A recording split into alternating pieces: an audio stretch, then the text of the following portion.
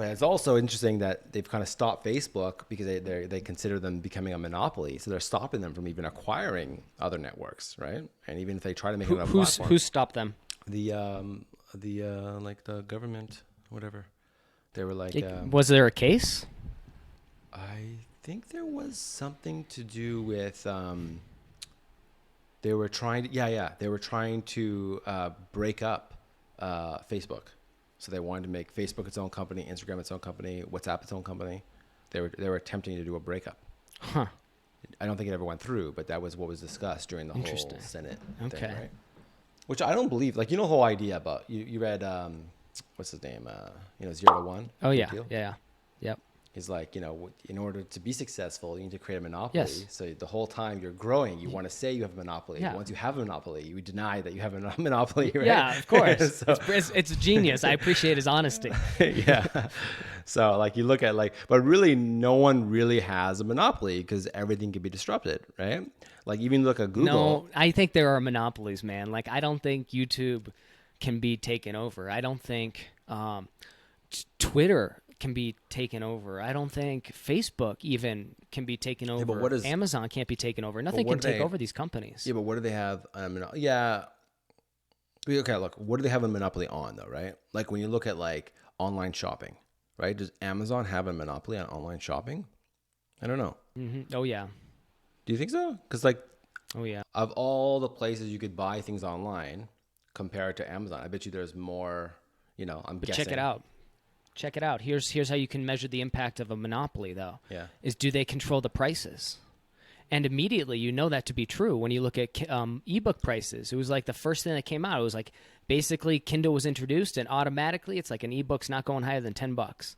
And in reality, it's actually going to be like average out around $1 to $3 or $5. I think people are increasing the prices now, but like that was how it existed for like a decade. So a monopoly, even if it doesn't seem like that, and I understand the argument, well, somebody else can come in and do this other thing. Like, Facebook could come in and introduce their own marketplace. It's like our own Amazon equivalent. Yeah, maybe, but I don't know. It's so ingrained that I don't see any of these companies giving up the positions they have in the space they're in.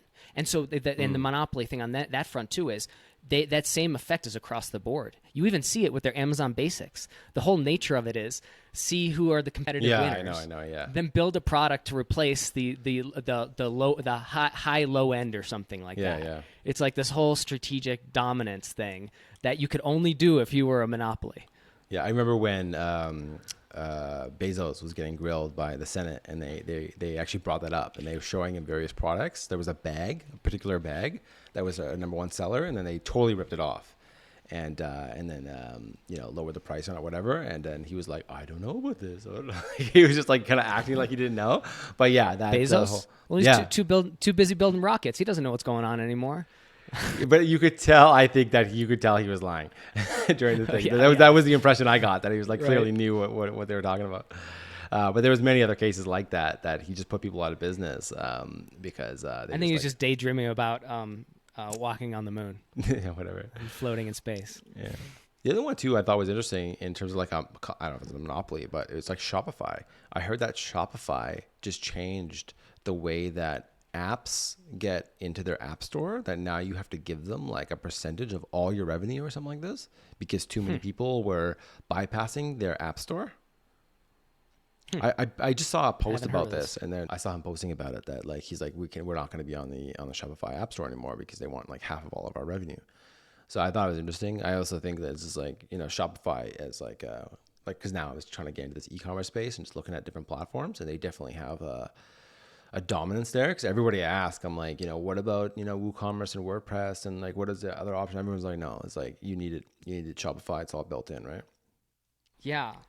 I think what we're starting to experience is like that, that effect of like late stage internet capitalism, right? When these companies become so big and they dominate so much of the market, and these are markets that aren't necessarily like that tangible, but like they are all the digital glue behind the scenes of what operates everything in many ways. Mm-hmm. And some of these things can kind of get in such dominant positions that I'm curious about it. Like I'm like, especially the platforms are the most obvious ones: Facebook, YouTube, Twitter, whatever. the platforms that control the medium of communication and stuff like that. And they're in such a dominant position. I don't see any player coming up and challenging any of that.